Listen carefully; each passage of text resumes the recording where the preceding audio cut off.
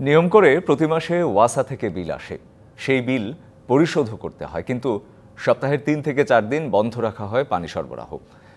2-3 দিন আসলেও সেই পানি থাকে দুর্গন্ধযুক্ত বা লবণাক্ত। চট্টগ্রাম নগরের পূর্ব 16 শহর চাঁদগাঁও, খাঁজা রোড, পাক্কা দোকান এলাকার বাসিন্দাদের অভিযোগ, বাধ্য হয়েই দূষিত পানি পান করতে হয় তাদের। পানির এমন কষ্টের চরম ভোগান্তিতে ওই এলাকার শত শত পরিবার। পানি পাচ্ছি না, বাস পাচ্ছি, তারপরে গন্ধ, তারপরে হাজুলিয়ে যার, এই চুলকনিয়ে যার। আমরা এগুলো দিয়ে গোসলও করতে পারি না, খেতেও পারি না। নগরীর চাঁদগাঁও বলিরহাট পাক্কা দোকানের এই পরিবারটির সংকট চলছে গেল 6 মাস ধরে। 742 টাকা কিন্তু নিয়মিতই দিতে হচ্ছে ওয়াসা বিল। এরকম সংকট বা সমস্যা 6 নম্বর পূর্ব 16 শহর চাঁদগাঁও, বলিরহাট, খাজা রোড, পাক্কা দোকান এলাকার সবারই।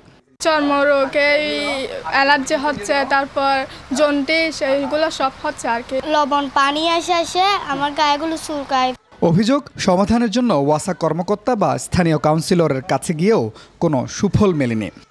নগদে 500 টাকা বা তার বেশি পেমেন্টে পেতে পারেন ঢাকায় জমিসহ 20 কোটি টাকার পুরস্কার। পানিগুলো ইউজ করা যায় না, কারো জানে ইউজ করা যায় না কেন, ওগুলো ময়লা পানি গন্ধ থাকে, প্রায় সময় অনেক সময় আসে না। পানিগুলো আসার পরে এগুলো তো ইউজ করা যায় না, মুখে নেওয়া যায় না। পানি কিনে করতে হচ্ছে রান্না, অনেক ক্ষেত্রে ব্যবহার করা হচ্ছে পাশের ডোবা বা পুকুরের পানি। এই 6 নম্বর ওয়ার্ডের মধ্যে আমরা পানি পাচ্ছি না। পানি নিতে হলে ঘুম না যেয়ে পানি নিতে হয়। তবে কাউন্সিলর জানালেন, ওয়াসার সুয়ারেজ প্রকল্প বাস্তবায়ন হলে পানির সমস্যা সমাধান হয়ে যাবে। ওনারা কাজটা করে যাচ্ছে, এখনো পর্যন্ত আমাদের চার্জ দেওয়া আসেনি। তবে আমাদের চার্জ দেওয়া নাকি এই মাসের পর থেকে হাত দিবে। সুয়ারেজ প্রকল্প আসলে তো সমাধান হবে। Mujibul Haque, DBC news, Chittagong.